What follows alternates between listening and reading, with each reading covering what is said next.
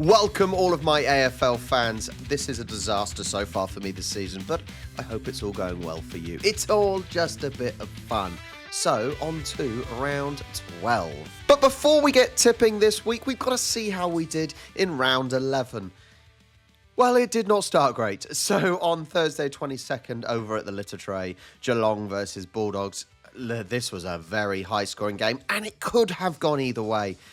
So I did Bulldogs to win by 4. I thought if they were going to get over the line, it would be a tight one. However, Geelong performed and they won by 14. It could have gone either way. So I get absolutely nothing for the first game. Then was Friday the 23rd, Essendon versus Richmond. Luckily, I know this game, I wasn't within the close range at one point, start of the fourth quarter. But Richmond did pull back a little bit to make me 25 I predicted, and Essendon won by 23. So I get that 1.5 points. A solid enough win for Essendon, which they kind of really need those wins at the moment. So fair play to them. Next was Carlton versus Giants. And why did I go for Carlton? Why do I go for Carlton, eh? They let me down. They let me down. That is the team that screws me. Anyway, I did Carlton to win a close win. 6-point win. They won by 20. GWS won by 28. So yeah, another good performance by GWS.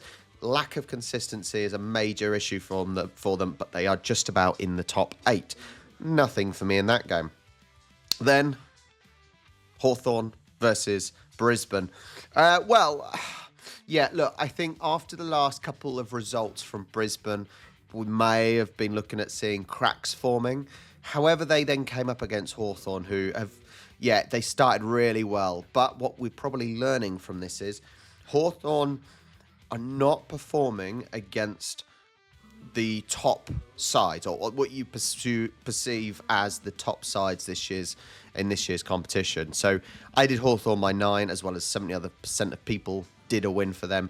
However, Brisbane came out fighting, and they won by 33. So I get absolutely nothing. Then it was North versus Collingwood. I thought 30 was a decent range. No, Collingwood won by 45.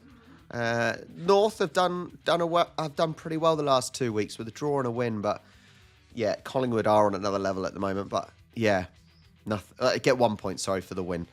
Then Freo versus Port, and I did a 50-point win for Freo. And they won by 49. So I am happy with that. That was a 1 point off a perfect prediction. So I'm happy with that. Port, they're down into 15th. They, a few years ago, they were right down there, and then they push up, and they are back down. Freo, that puts them in 9th spot at the moment. Then it was Crows versus West Coast, and Crows turned up, didn't they? I didn't think Crows were going to obliterate West Coast. West Coast have been picking it up a little bit, haven't they? They've been improving. Crows, they've been teetering on good and bad performances. They are sitting in 4th now, which is great for them. But they blew them away. I did 12-point win for Crows. They won by 66. So correct result. That's a positive. Then my Swans let me down against Melbourne because they were just crap all game, to be fair. Swans were crap all game. Swans I did to win by 12. They won by 53. Do I need to... D's won by 53. Do I need to say any more? Depressing. Very, very depressing. The last game was St Kilda versus Gold Coast Suns. Well, we got it correct. I did Gold Coast Suns to win by 67. I thought it may have been a blowout. It wasn't a complete blowout.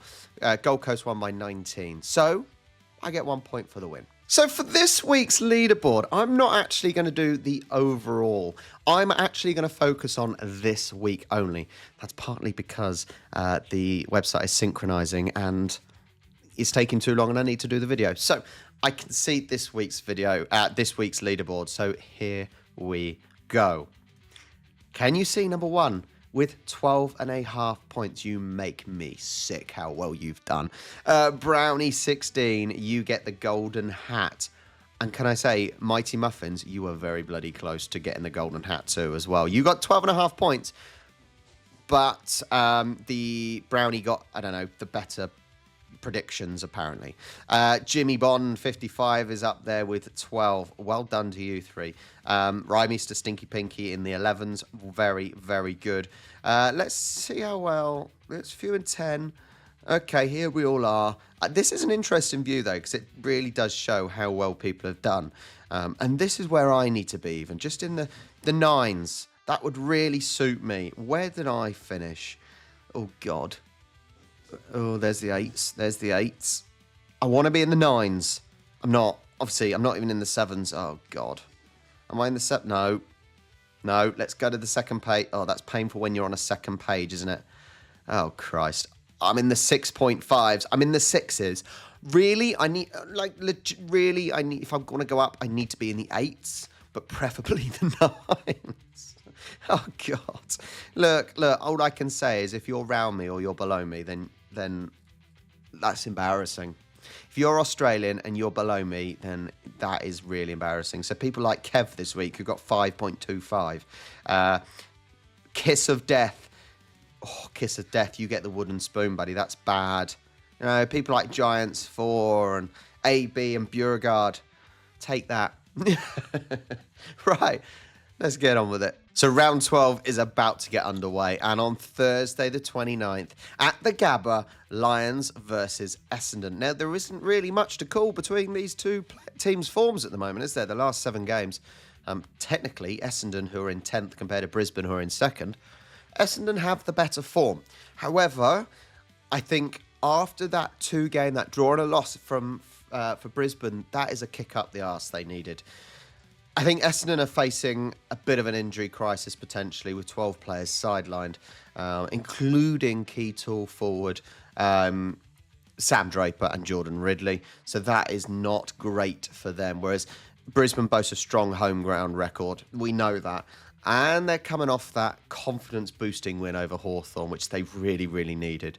I think the Lions' midfield depth and forward potency gives them a clear edge over a depleted Bombers. So that is the reasoning. I hope you like my research. Time and effort does go into this. And I say it's harder for me because I'm not in that Australian environment. I'm not seeing all the news and everything as easily. So that's my analysis for this game. And I generally think a Brisbane win now, especially if they've got all that. They've got that little 2 games out of the way now, haven't they? So Brisbane, they should do okay. Brisbane let's do 25. It's not a complete blowout, but 25. Okay, next at MCG on Friday is Collingwood versus Hawthorn. And we did say about how Hawthorn are now struggling against the top sides. So maybe the reason why they're in 6th is the teams they played against potentially.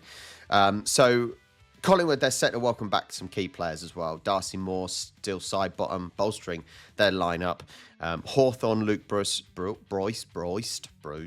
Anyway, is a potential inclusion, which is a bonus, but the team still remains a little bit inconsistent, especially against those top-tier opponents.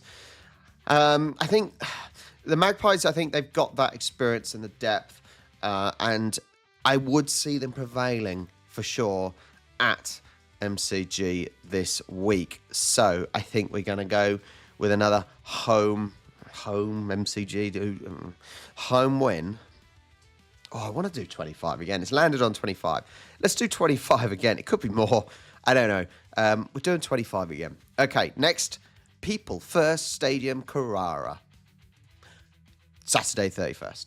Okay, it is Gold Coast Suns versus Freo.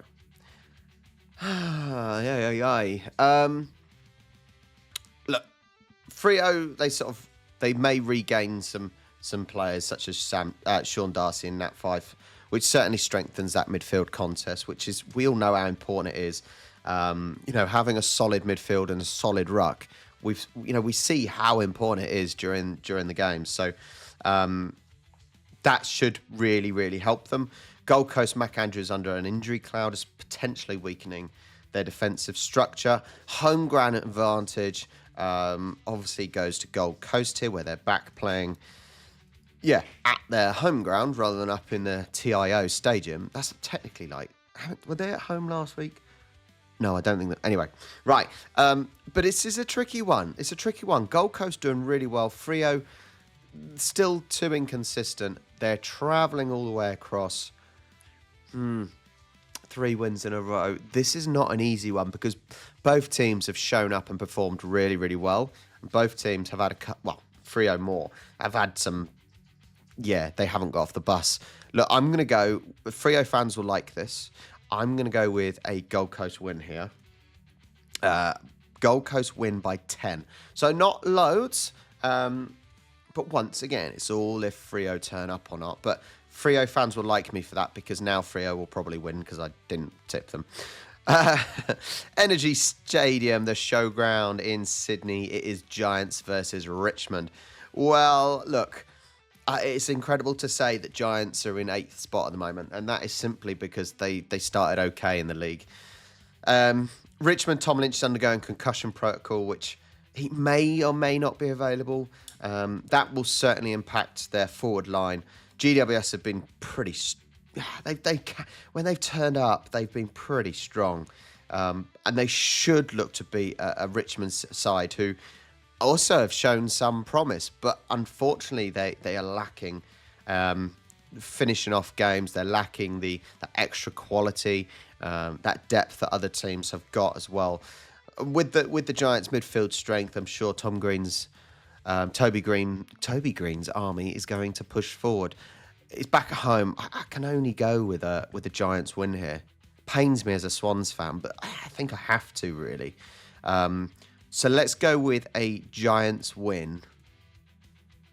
I might do 20. I'm going to do 25 again, and one of these is going to hit this week. One of these is going to hit. Okay, next game. It is Swans versus Crows. Now, we've still got this issue, haven't we? Week after week after week of how us Swans, we just do not have that forward lineup at the moment. We really don't. It's like a Marty, coming back from injury and then getting suspended again. You think, you bloody pillock, you idiot.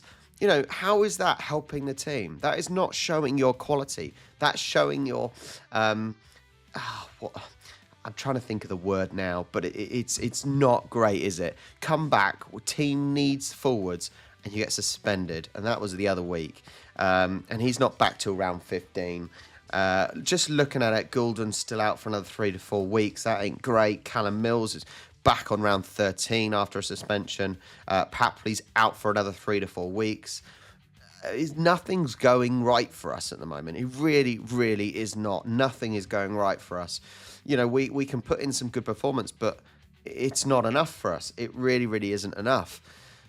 We've seen how many games now, 2 or 3 games, where we have dominated in front of goal in the opponent's 50.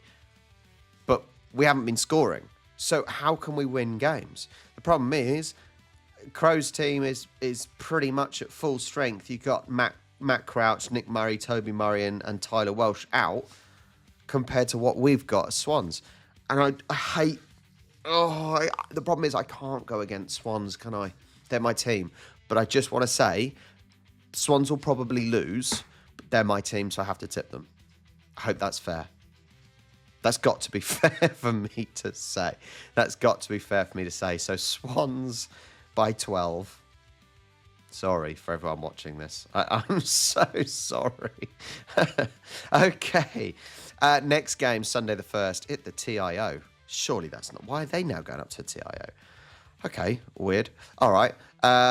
D's versus Saints. Okay, well, look at this. Look at the turnaround for D's. They're now pushing up to 11th. They're 4 points behind 7th place. People wrote D's off. Even I wrote the D's off. And I was tipping them at the start of the season and they kept losing. They've now, in the last 7 games, they've won 5. They are now showing what they're capable of. Players such as Max Gawn, they are not looking like they're 100 years old. And they are beginning to play as a team. Saints, on the other hand, are piss poor, do what they do every season, and might as well not be in the league. So if they should go down, they might as well go down the VFL. Sorry.